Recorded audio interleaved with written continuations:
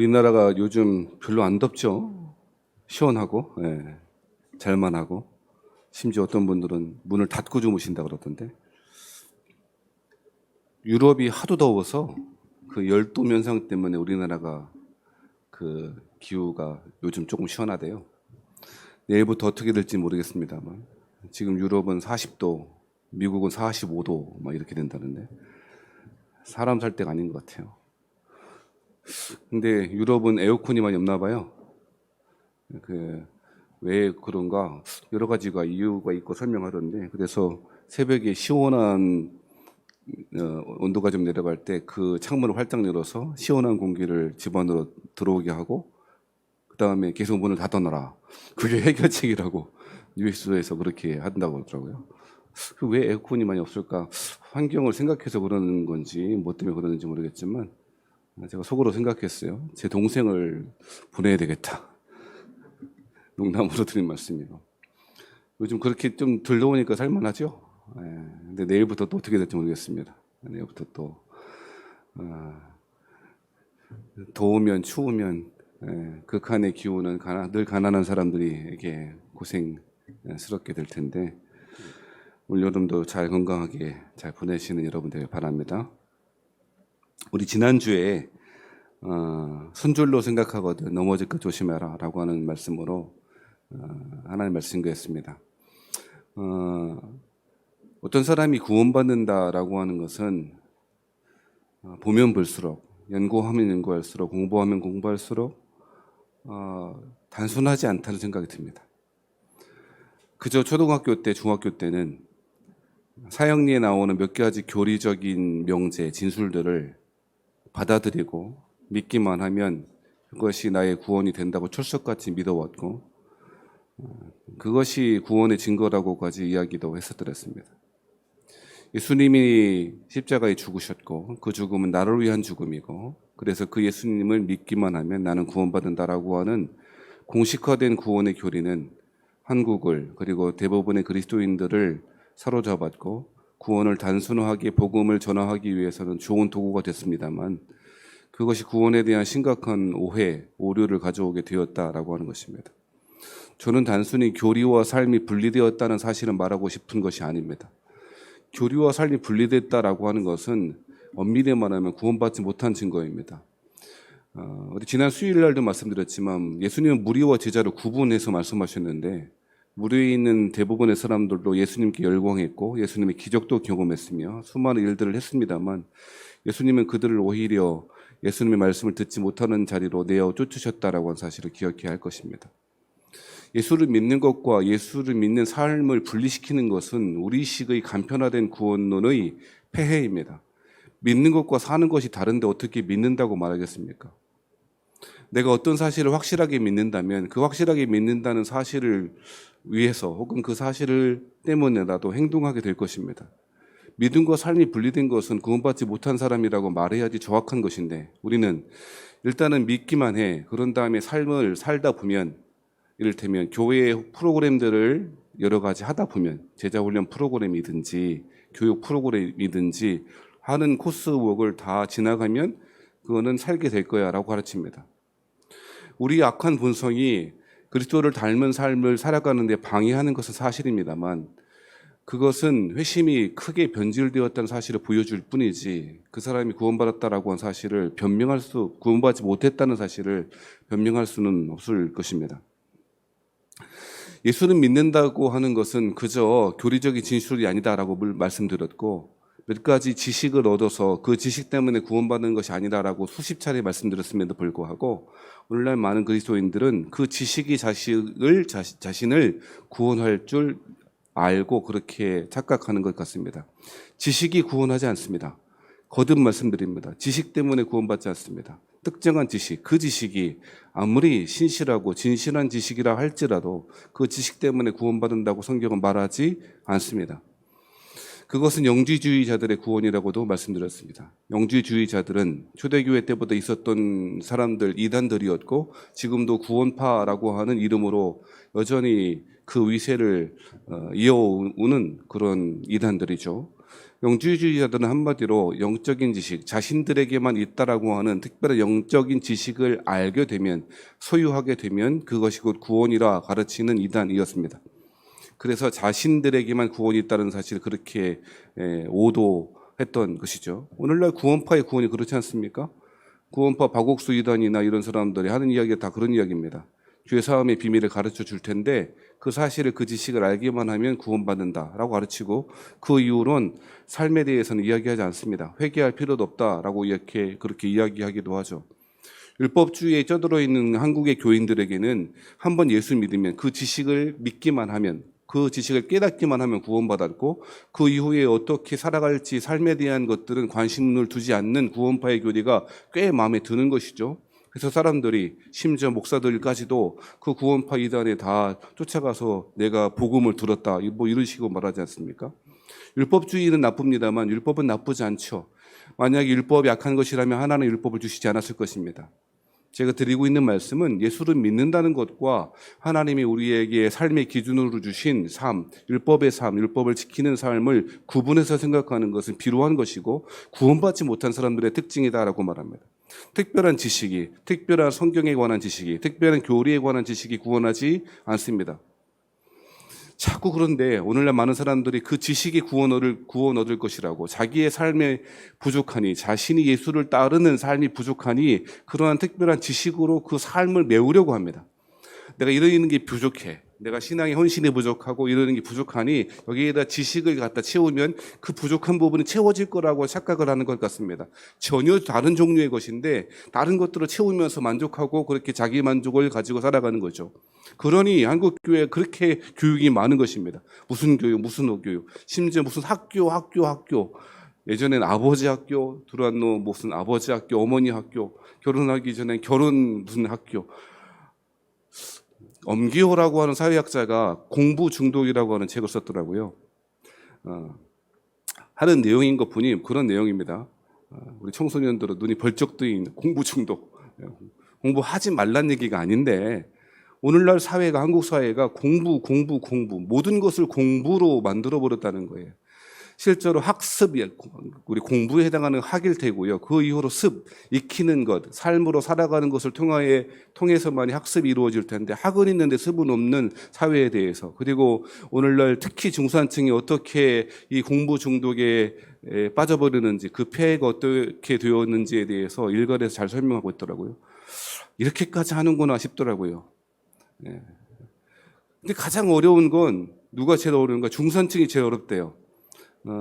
사회적 계급상 좀 아래에 계신 분들은 그렇게 사교육을 시킬 여유도 없고 가르칠 여유도 없고 형편도 안 돼요. 그러니까 일찌감치 포기하는 거예요.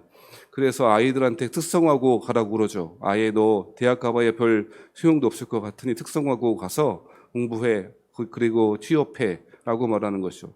그런데 특성화고가 그래서 웬만한 인문계 학교보다 더 점수가 높잖아요. 맞아요. 제가 보니까 그렇더라고요. 특성화고가 마이스터고 이렇게 이름 바꿨던데 점수가 더 높아요. 그런데 안타까운 것은 그렇게 마이스터고 특성화고 졸업한 애들이, 선배들이 자기네 후배들한테 너는 어떻게 해서든지 대학 가라고 말하는 현실 아닙니까? 아무튼 이야기할 게 많습니다만 모두 우리 사회가 공부 그러면서 삶에 대한 유해가 공부를 통해서 이루어져요. 쉽게 말하면 너 뭐해? 공부하고 있어요.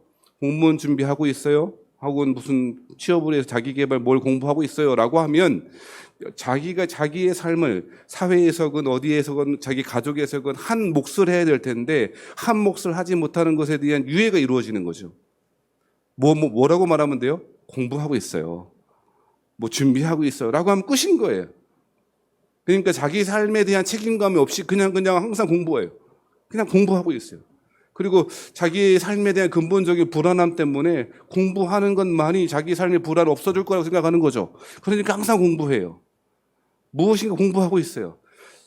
저도 그러지 않나 싶은데 저도 그런 면이 좀 없지 않아 있는 것 같아요. 우리 신앙생활도 마찬가지인 것 같아요. 구원에 있어서도 그런 것 같아요. 제가 지금 계속 드리는 말씀이 그거잖아요. 지식이 구원하는 것이 아닌데 사람들은 자꾸 어떤 특정한 지식을 통해서 구원 얻었다고 자신의 불안함을 희석시키려고 하는 거예요. 그 지식이 맞다고, 옳은 지식이고 옳은 교리라 할지라도 지식과 구원이 그렇게 다이렉트로 인과적으로 연결되어 있지 않다니까요. 삶이 결여되어 있는 구원이 어디 있냐고요. 여러분, 그 삶은 어떤 삶입니까? 몇 가지 이거 하는 걸 잘 지키는 삶입니까? 그렇지 않죠, 물론. 그렇지 않아요. 여러분, 이거 몇 가지 정해주고 이것만 잘하면 구원 얻었습니다 라고 말하는 건 그야말로 율법주의죠. 그렇게 말하면 안 돼요. 여러분, 무엇이 구원 얻은 삶입니까? 무엇이 제자도의 삶입니까? 무엇이 무리와 제자를 구분하는 기준점이 됩니까? 저는 그 말씀이 오늘 31절에 기록되어 있다고 생각합니다. 31절의 말씀에 보면 이렇게 말하죠. 그런즉 너희가 먹든지 마시든지 무엇을 하든지 다 하나님의 뭡니까? 영광을 위하여 하라. 저는 이 말씀 여러분 최소한 20번 이상은 들어봤을 거라고 생각합니다. 20번이 뭡니까? 아마도 신앙생활 하는 동안에 여전부터도 들어봤을 것이고 지금도 여전히 듣고 있는 말씀이 31절 말씀이라고 생각합니다. 그런데 문제는 31절의 이 말씀이 무슨 뜻을, 무슨 이야기를 하고 있는지 정확하게 우리는 모르는 거예요. 그저 하나님의 영광을 위하여 하라라고 하니까 그런가 보다 하고 멋있는 말이네, 좋은 말이네 라고 그냥 지나쳐 버리는 거죠. 그래서 나머지 이 부분을, 이 말씀 어떻게 해석하냐면 다른 사람들이 어떻게 말하지, 어떻게 하나님의 영광을 돌린다고 이야기하지, 사람들의 모습을 통해서 이 말씀을 해석하죠. 말씀이 무슨 뜻인지를 보는 것이 아니고 사람들을 통해서 해석한다는 거예요. 이를테면 스포츠 경기에서 1등한 크리스천 선수가 뭐라고 합니까? 골을 넣은 다음에 손을 모으고 기도하면서 인터뷰를 통해서 하나님의 영광을 위한다든지 뭐 이런 거 있지 않습니까? 또 아이돌 그룹에, 여자 아이돌 그룹이 입었는지 벗었는지 알 수 없는 여자 아이돌 그룹이 가요 톱10에서 1등한, 가요 톱10 없죠, 요즘. 언제적 가요 톱10이 1등하고 나서, 하나님께 영광을 돌린다는 거예요. 그냥 하나님께 영광을 돌리면 제 생각이니까 너무 뭐라고 하지 마세요. 옷이나 잘 입고 나왔으면 좋겠는지, 그렇게 하는 거라든지. 그러니까 하나님의 영광이라고 하는 것이 무엇인가 경쟁에서 승리한 사람의 전유물처럼 되는 거죠. 마치 그리스에서 올림픽 경기를 한 다음에 면류관을 씌워지는 그것처럼 하나님의 영광을 돌린다는 것은 내가 어떠한 경쟁에서 어떤 부분에서 두각을 나타내는 것이 하나님의 영광을 돌리는 것쯤이라고 생각하는 경향이 생겼다 말이에요. 경쟁이 특히 일상화된 시대, 그리고 경쟁하는 것이 공정하다고 착각을 일으키는 한국 사회에서는 신앙생활도 그렇게 해야 되는 거죠. 하나님께 영광을 돌리는 것이 무엇인가? 전도를 많이 해서 전도왕이 되는 거죠. 밥 사주고 뭐 사주고, 심지어 어떤 교회는 그렇게 해서 전도왕 되면 소형 자동차 경품으로 주고, 이것이 하나님의 영광이래요. 경쟁에서의 승리가 하나님의 영광이래요. 신앙의 영역까지 경쟁을 도입해서 공정한 경쟁이 하나님께 영광을 돌리는 거라고 말한다고요. 여러분 잘 아시지만 얼마 전에, 이름도 갑자기 생각이 안 나네, 공정하다는 착각, 정의란 무엇인가, 누구지? 아무튼 그 사람 있지 않습니까? 갑자기 이름이 생각이 안 나요. 그 사람이 공정하다는 착각. 여러분요, 우리나라만 과외 많이 하는 줄 알았는데요, 안 그렇더라고요. 미국도 아이비리그 대학 가려면 과외 엄청 시킨답니다. 의료원 들어가려면, 의학대학 들어가려면 엄청 시킨답니다. 의학대학 들어가려면 두 가지 방법이에요. 사교육을 엄청나게 시키든가, 아니면 돈이 많아서 건물을 한 채 지어주든가, 대학에. 되게 어렵대요, 들어가는 거. 그러니까 이러한 공정하다, 그러니까 경쟁에서, 자유로운 경쟁을 통해서 그것이 정당한 것이니까 경쟁에서 이겨, 그러면 대학 들어가는 게 맞잖아 라고 하는 것이 이 한국 사회뿐 아니라 미국 사회에도 이미 변질되었다는 거죠.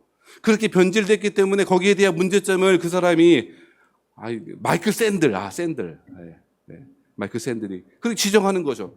공정하다는 게 착각이라는 거예요. 처음부터 출발하는 게 다른데. 무슨 이야기입니까?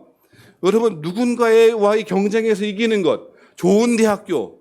제가 카톡에다가 적어왔는데, 여러분 제가 한자 성어는 아니지만 불러드릴게요. 이게 뭐냐? 이런 말이 있대요. 제가 처음에 이게 무슨 한자 말인가 싶었는데요. 이게 뭐냐? 들어보세요. 어디 갔나? 안 나. 넘어갑시다. 서연고 뭐뭐뭐 해서 10개 한자말인 줄 알았는데 보니까 서울대부터 시작해갖고 10개 대학이 쫙, 이게 무슨 한자말인가 사자성어 그랬더니 그 10개가 돼요.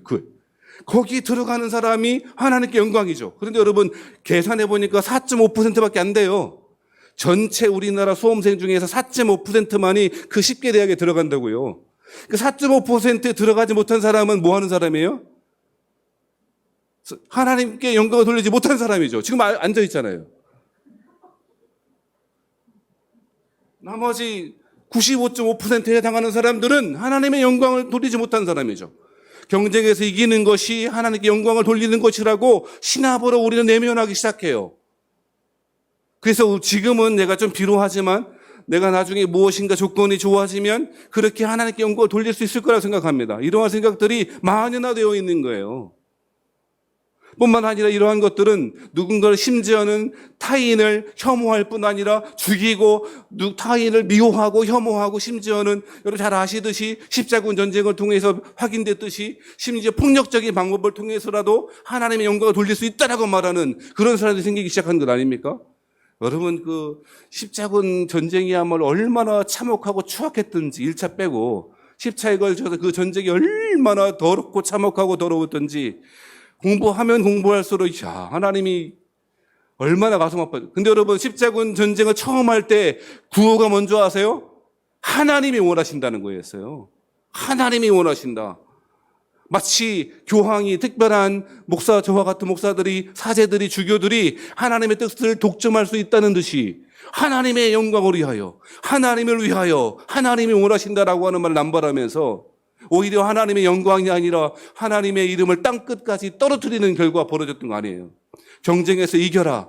하나님이 기뻐하신다. 고지를 점령해라. 그래야 하나님께서 더 쓰시는 사람이 될 수 있지 않냐? 라고 하는 식의 이러한 것들은 하나님의 영광을 위한 삶이 아니라는 거예요. 여러분 그렇다면 하나님의 영광을 위해 사는 사람이 무엇입니까?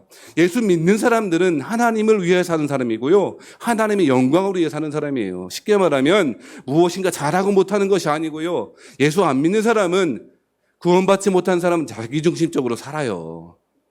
아무리 뭐 갖다 붙이고 아무리 자기 포장을 잘해도요. 자기중심적으로 사는 사람, 자기 삶의 주인이 나인 사람은 예수 안 믿는 사람이에요. 자기중심적인 삶은 뭐로 나타나는 줄 아세요? 욕심과 욕망과 첫 번째 욕망이고요. 두 번째는 자기 연민으로 나타나요.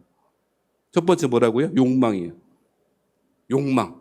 그것이 나쁜 욕망, 뭐 좋은 욕망 말고 욕망. 자신의 욕망을 위해 살아가는 삶, 그것이 자기중심적인 삶의 특징이고요. 그 사람 구원받지 못한 사람입니다. 두 번째는요. 자기 연민이에요. 욕망의 또 다른 이름이에요. 나는 얼마나 슬프고 나는 얼마나 힘들고 내가 얼마나 어려운지 아냐 그러고 맨날 그러한 이상하게 교회가 심리학적인 그런 용어들에 빠져 있어요. 심리학이 신인 것 같아. 심리학이 하나님인 것 같아. 내 자아가 어떻고 내 마음이 어떻고 네 마음이 뭔 상관인데. 죄송합니다. 네 마음이 뭔 상관인데. 내가 그리스도와 함께 십자가에 못 박혔나니 나는 죽었다는 것 아닙니까? 내 자아는 이미 죽었고 예수와 함께 죽었는데 불구하고 여전히 내 자아가 중요하대. 자기 연민에 빠져있고 내가 얼마나 힘든지 아냐고 그러고. 여러분 이것은 자기중심적인 삶이고 구원받지 못한 거예요. 그렇다면 구원받은 사람이 누구입니까? 자기중심적인 삶을 사는 것이 아니고요. 하나님의 영광을 위해 사는 사람. 내 삶의 주인이 누구라는 거예요? 하나님이시라는 거예요. 그것을 알고 실천적으로 살아가는 사람이 구원받은 사람이에요. 오해하지 마세요. 목사님은 그러면 행동하는 것이야말로 삶이야말로 구원의 조건이라고 말하는 겁니까? 아니요. 그런 말 하는 게 아니고. 내 삶의 방향이 나 중심이었다면 이제 하나님을 향하여 있는 사람, 하나님과 연합되어 있는 사람이 구원받은 사람이라는 거죠. 그것이 오늘 31절 말씀에는 하나님의 영광을 위하여 하라라고 하는 식으로 표현된 거예요.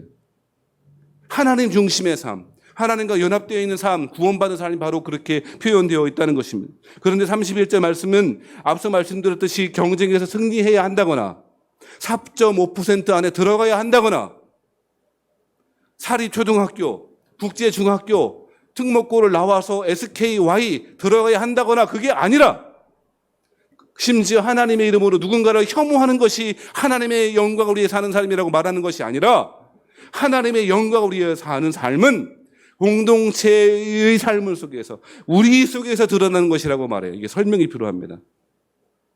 하나님의 나라가 어디 있습니까? 천국이 어디 있습니까? 라고 질문했던 제자들에 대해서 예수님이 뭐라고 말씀하셨냐면 이렇게 말씀하셨습니다. 누가복음 17장 20절 21절 말씀에 보면 바리새인들이 하나님의 나라가 어느 때에 임하나이까 묻거늘 예수께서 대답하여 이르시되 하나님의 나라는 볼 수 있게 임하는 것이 아니요. 하나님의 나라가 볼 수 있게 임하는 것이 아니랍니다. 좀 서운하죠. 볼 수 있게 임해야 되는데, 볼 수 있게 뭐 가야 되는데. 물론 볼 수 있게 가는 곳이라고 그 하나님 나라의 장소성, 물리성에 대해 설명한 것도 많아요. 근데 지금 바리새인들이 이렇게 물어. 바리새인들은요, 하나님의 나라가 물리적인 곳이고 자신들이 꼭 가야 되는 곳이고 저런 죄인들은 못 가는 곳이고 차별과 혐오를 통해서 자기 신앙을 드러내는 사람들이 바리새인들이잖아요. 자기 안에 내면을 보여줄 게 없으니까 누군가와 나는 달라. 나는 너와 달라. 예쁘긴 하지만 그런 누군 달라 있지. 아는 사람이 한 명도 없나. 아무튼 누군가와 다르다는 것을 통해서 자기 신앙을 증명해 보여주고 싶어 했던 그 사람들이 바리새인인데, 그 바리새인들이 하나님의 나라가 어디 있습니까? 어떻게 임하는 겁니까? 물어봤다는 거예요. 그러니까 이런 이 신앙을 알지도 못하고 오히려 회치는 못한 것 같은 바리새인들에게 예수님이 뭐라고 했냐면, 하나님의 나라는 볼 수 있게 임하는 것이 아니요. 그러면 뭐라고 말씀하십니까? 누가복음 17장 21절 말씀에 또 여기 있다 저기 있다고도 못하리니 하나님의 나라는 너희 안에 있느니라. 하나님의 나라는 너희 안에 있다라고 말씀하셨어요. 이게 무슨 이야기입니까? 하나님의 나라는 너희 안에 있다는 말은 내가 너 안에 네 안에 나 있다 이런 말 아니에요. 마음속에 어떤 존재한다 그런 말이 아니에요. 여러분 지금 이야기할 때 예수님이 여기 계시고 지금 예수님의 제자들 둘러싸고 있을 거잖아요. 그러니까 하나님의 나라가 우리 안에 여기 안에 하나님의 나라는 너희 안에 있다는 얘기는 누굴 가리키는 말이에요 지금? 예수님이 가리키는 말이에요. 그러니까 하나님의 나라는 쉽게 말하면 하나님의 임재를 가리키는 말이에요. 그러니까 예수님 하나님이시니 하나님의 나라가 여기 안에 있다, 너희 안에 있다는 말은 예수님 자신을 가리키는 말이죠. 물론 이 헬라 말을 너희의 마음속에 있다는 말로 번역할 수도 있지만 일반적으로는 among us, 너희들 사이에 있다라고 번역하는 게 맞아요. 그런데 왜 이야기하는가? 하나님의 나라는 하나님의 임재가 있는 곳이고 하나님이 계신 곳이 하나님 나라고, 하나님의 영광은 뭘까요? 하나님의 영광도 마찬가지라는 거예요. 하나님의 영광이 드러났다, 하나님의 영광이 나타났다라고 하는 말은 그저 경쟁에서 이겨서 하나님께 영광을 돌려요, 마치 트로피를 가지고 이렇게 들듯이 하나님 영광을 받아주세요라고 하는 말이 아니라는 거예요. 그게 아니고 그 사람 안에 혹은 그 장소 안에 그 공동체 속에서 하나님의 임재가 나타나는 것이 하나님의 영광이 나타나는 것이고, 그것이 우리의 삶의 목적이어야 되고 목표여야 된다고 말하는 거예요. 여러분 이 말씀을 지금 어떤 문맥에서 하고 있냐면 10장 23절부터 31절 이 음식을 먹냐 마냐, 신전에서 바쳤던 고기를 먹냐 마냐 하는 그 맥락에서 이야기하고 있다는 거예요.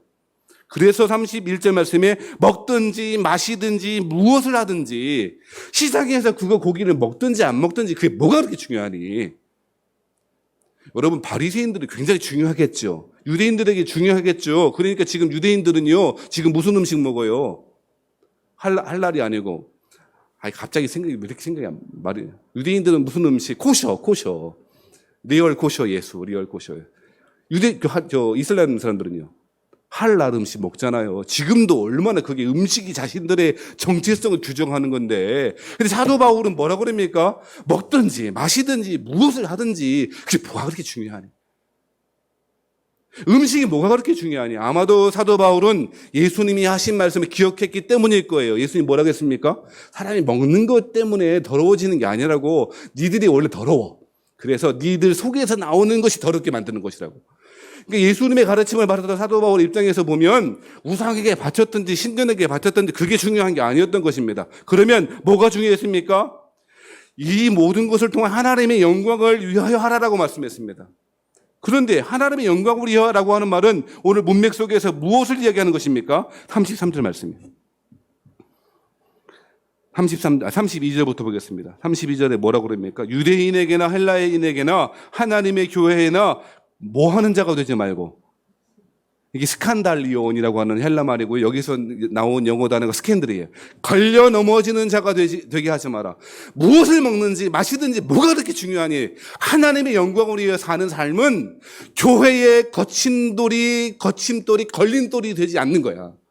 무슨 이야기입니까? 설명하자면 네가 율법에 관한 하나님의 말씀에 관한 지식이 있다고? 좋아. 그런데 그걸 가지고 너 왜 그거 먹니? 비판하거나 정죄하거나 마치 내가 이것을 먹거나 먹지 않는 것 때문에 다른 사람과 구별하여 내가 예수 잘 믿는 사람이고 내가 훌륭한 사람이라고 이렇게 말하지 말라는 거예요. 그건 하나님의 영광을 위한 삶이 아니라는 거예요.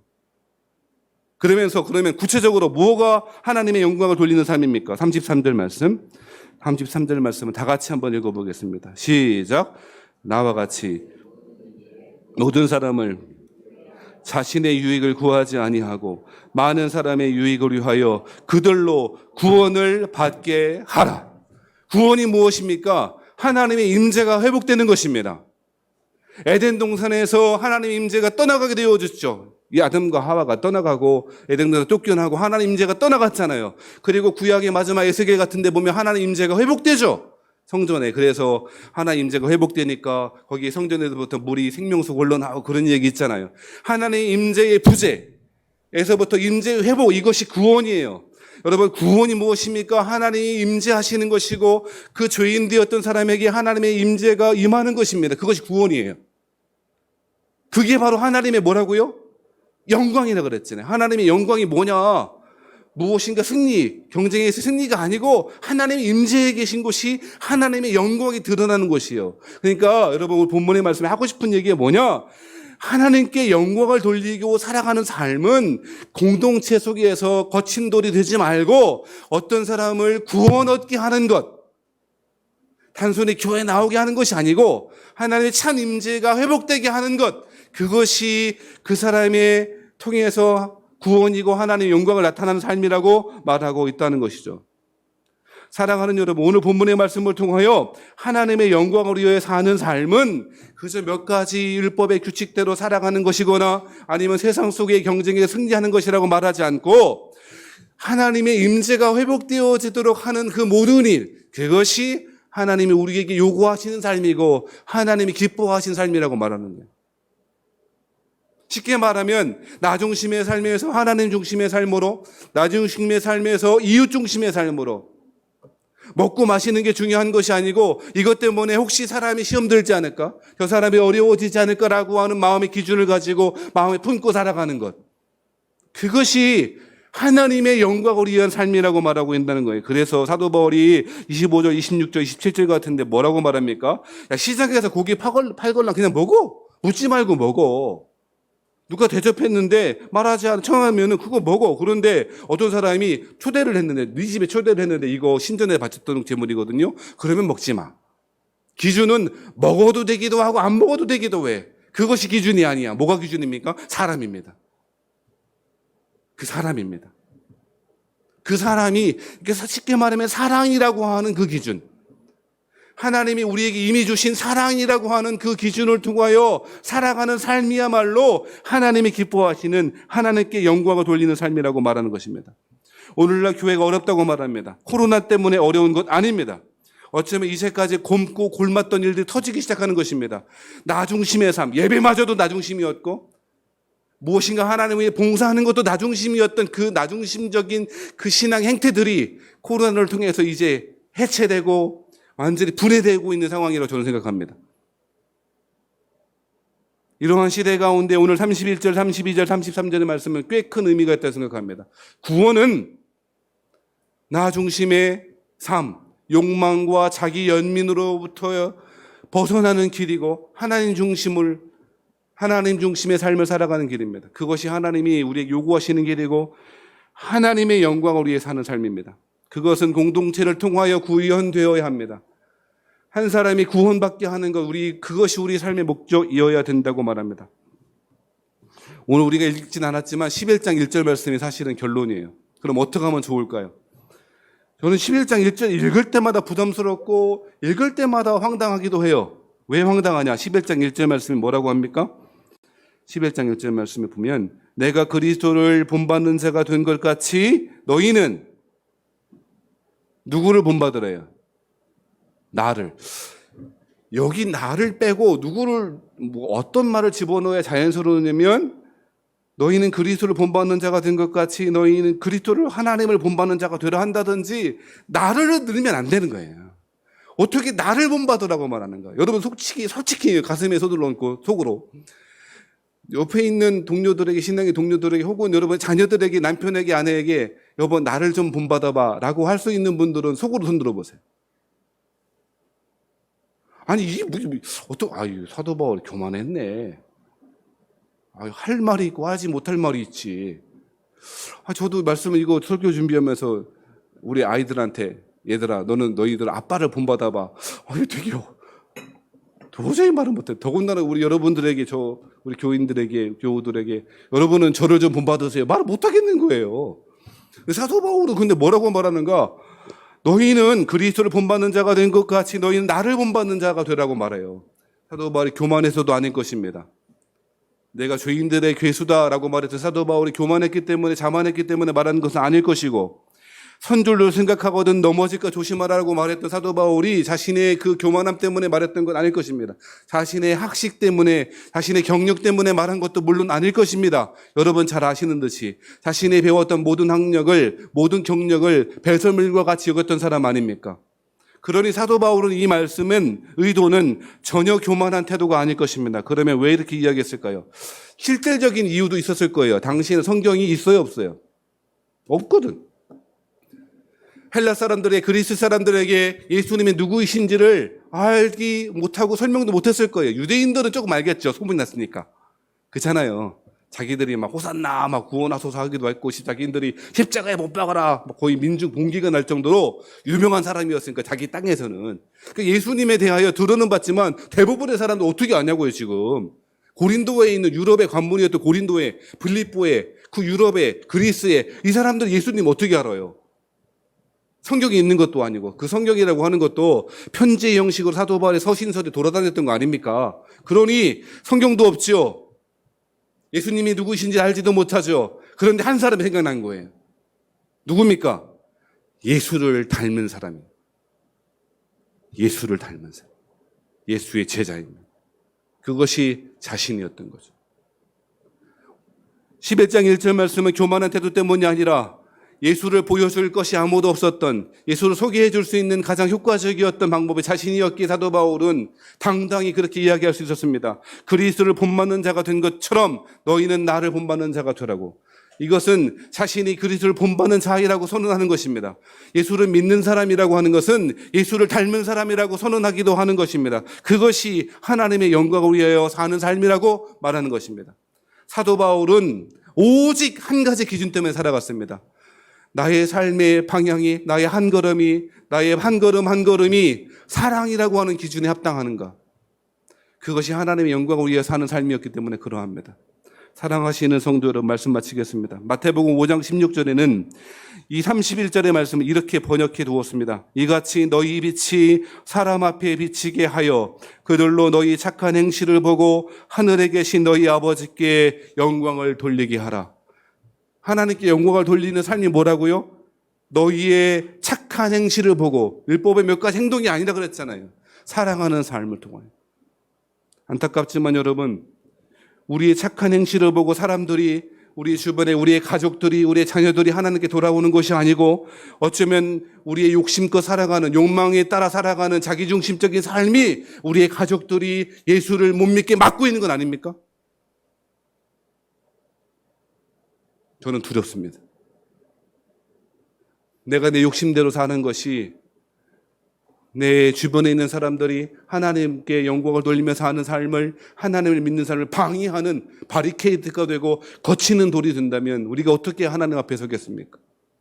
사랑하신 성도 여러분, 우리의 착한 행실, 사람을 사랑하는 그 삶을 통하여 하나님께 영광을 돌리며 구원 얻게 하며 나를 통하여 나의 삶을 보고 나를 본받는 자가 되라라고 말할 수 있는 삶, 그렇게 살아가시는 여러분 되기를 주 여러분으로 부탁합니다. 기도하겠습니다.